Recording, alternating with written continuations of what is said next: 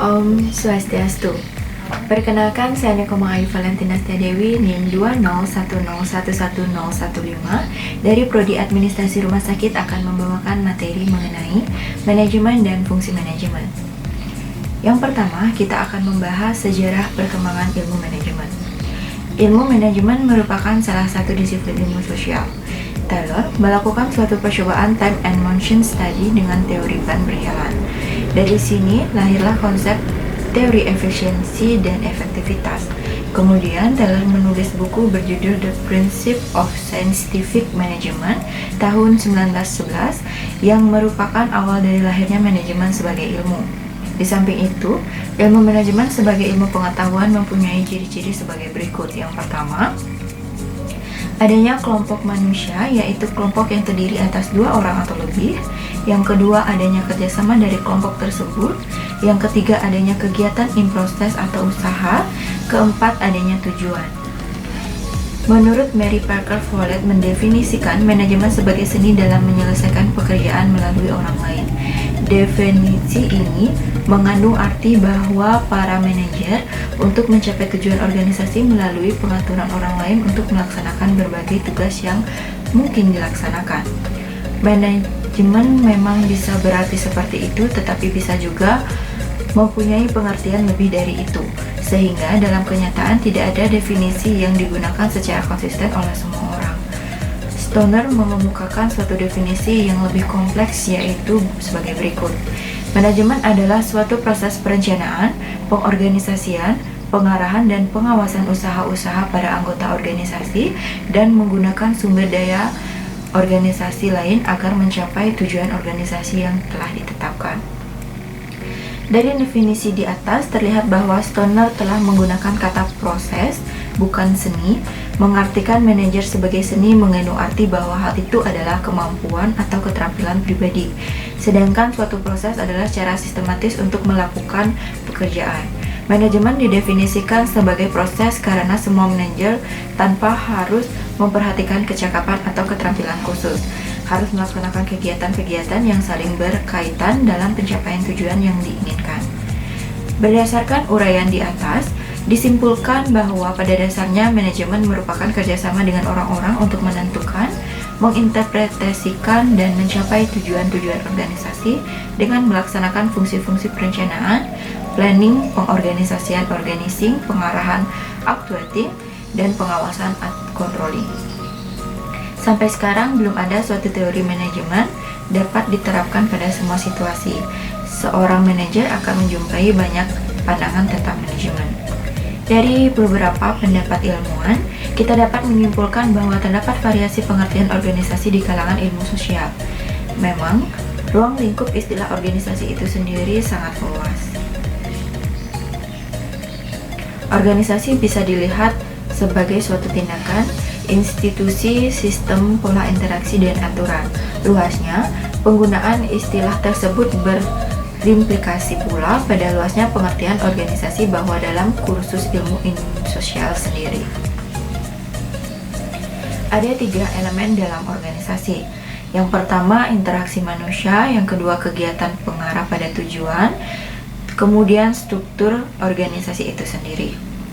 Pentingnya mengenal organisasi. Alasan kenapa organisasi sangat penting dalam sebuah teori dijelaskan bahwa pentingnya organisasi itu ibaratkan sebuah mesin yang bisa mencapai kita untuk lebih belajar arti dari sebuah proses, baik itu organisasi formal maupun non-formal, karena di dalamnya dapat sebuah pembelajaran bagi pribadi kita bagaimana cara menjadi seorang pemimpin, pembelajaran akan pentingnya organisasi. Dan berorganisasi juga penting karena melatih kita untuk bersosialisasi.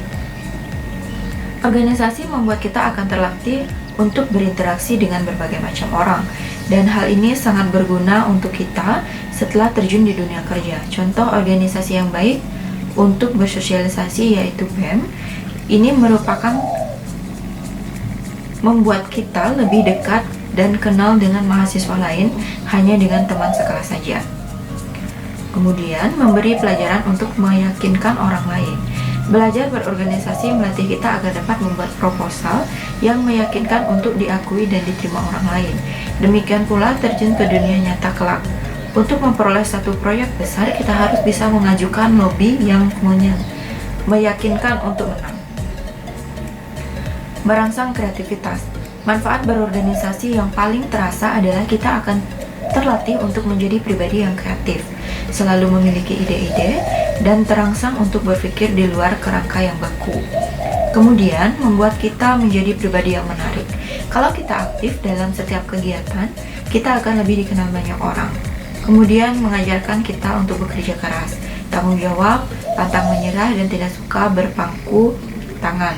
Manfaat berorganisasi yang paling dirasakan adalah kita akan menjadi pribadi yang optimis, penanggung jawab, dan tidak mudah menyerah, dan tekun. Seandainya kita ditunjuk sebagai ketua panitia suatu kegiatan, tentu kita harus menyelesaikan karena ada laporan pertanggungjawaban yang harus dibuat di kemudian. Berdasarkan uraian di atas, maka dapat disimpulkan bahwa organisasi penting dipelajari karena pada dasarnya, organisasi terbentuk atas dasar adanya keterbatasan-keterbatasan pada manusia sebagai individu dalam mencapai suatu tujuan. Manusia adalah makhluk sosial yang pasti akan berinteraksi dengan yang lain. Dengan bekerja sama dengan yang lain, maka pekerjaan akan terasa lebih ringan.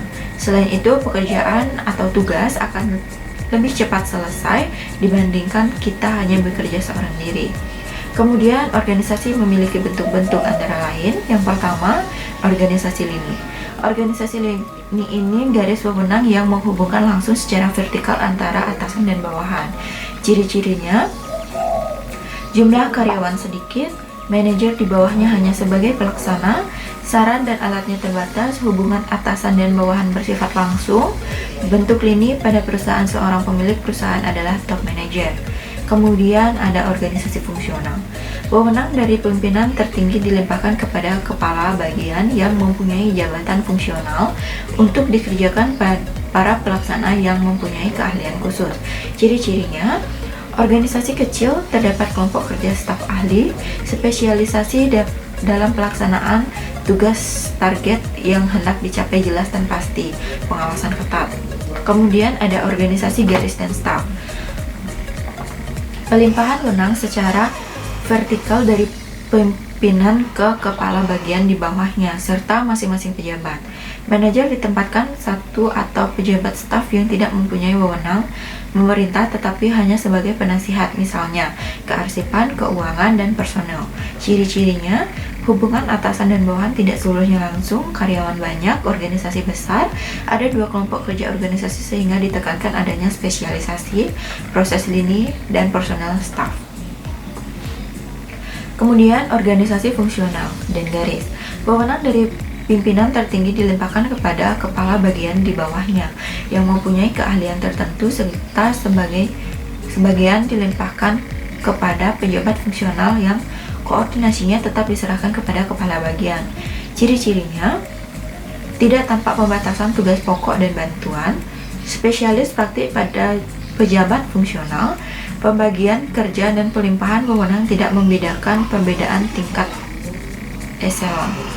Kemudian organisasi matrik disebut juga sebagai organisasi manajemen proyek, yaitu menggunakan struktur organisasi menunjukkan di mana para spesialis yang punya keterampilan di masing-masing bagian dari kegiatan perusahaan dikumpulkan lagi menjadi satu untuk mengerjakan proyek yang harus diselesaikan.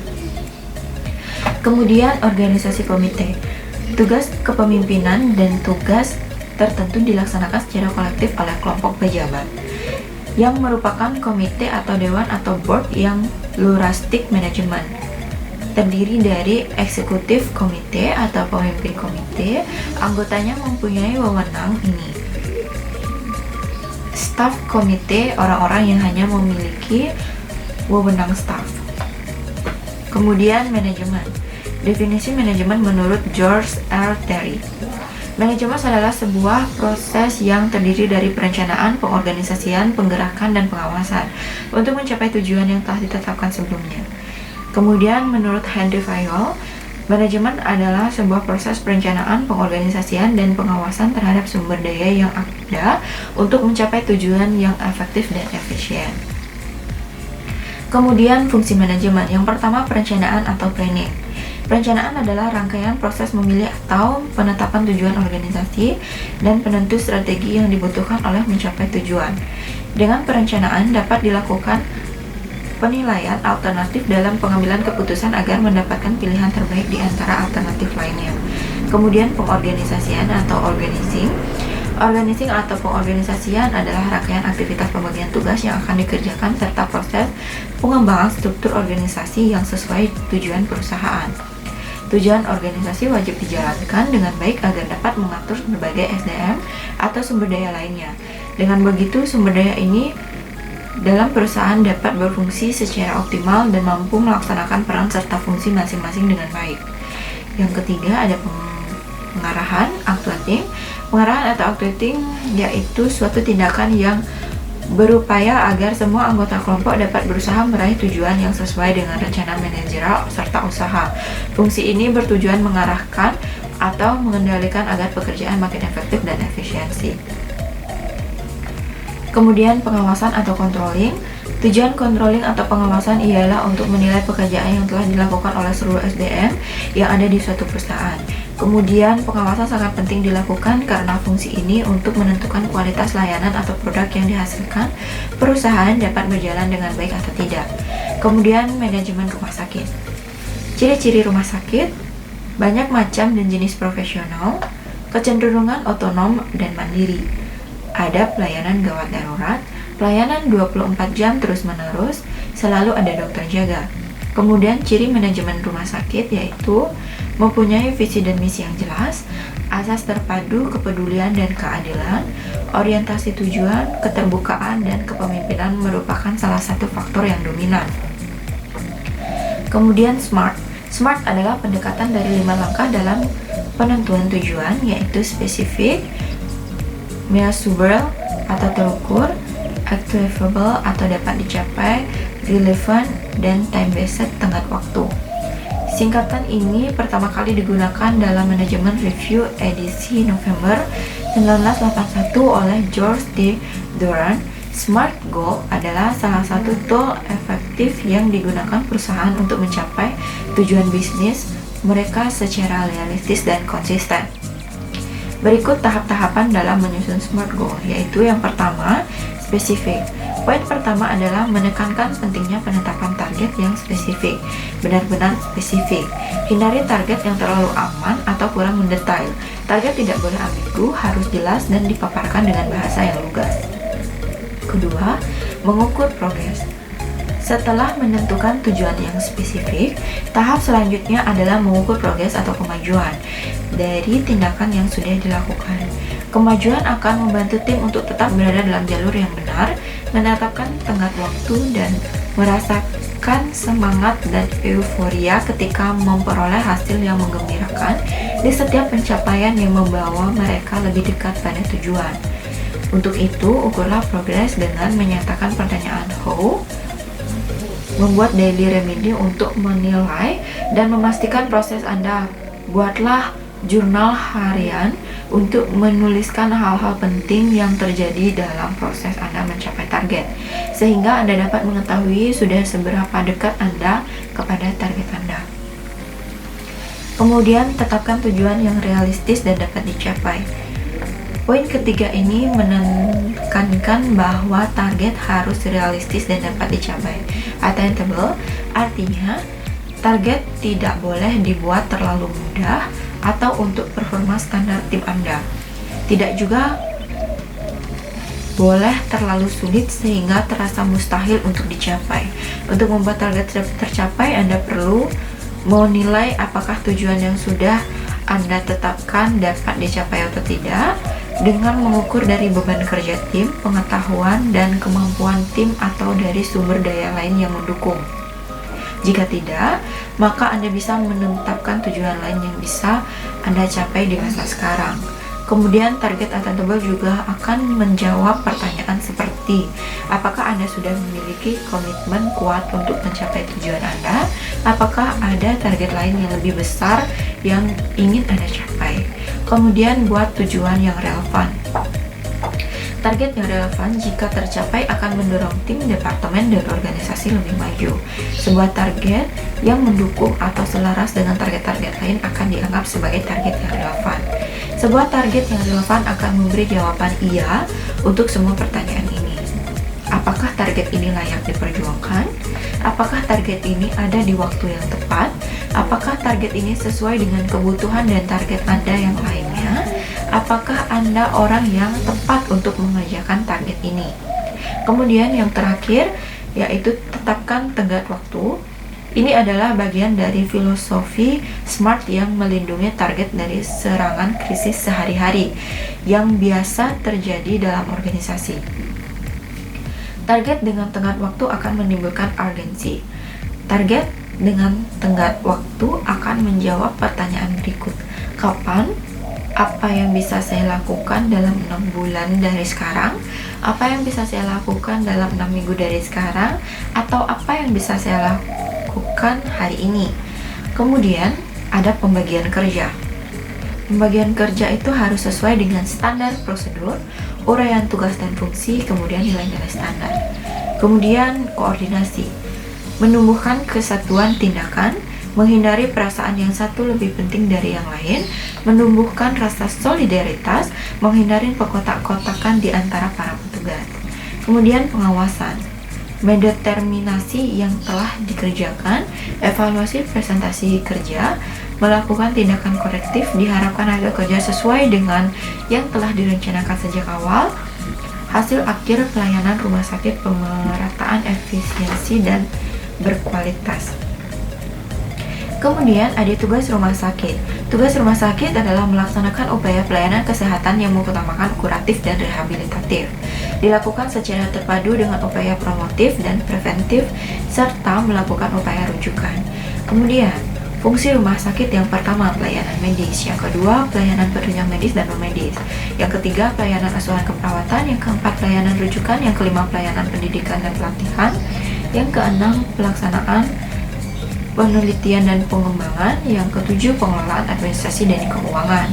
Kemudian fungsi sosial dari rumah sakit adalah rumah sakit pemerintah harus menyediakan fasilitas bagi penderita miskin sekurang-kurangnya 75% dari kapasitas tempat tidur yang tersedia.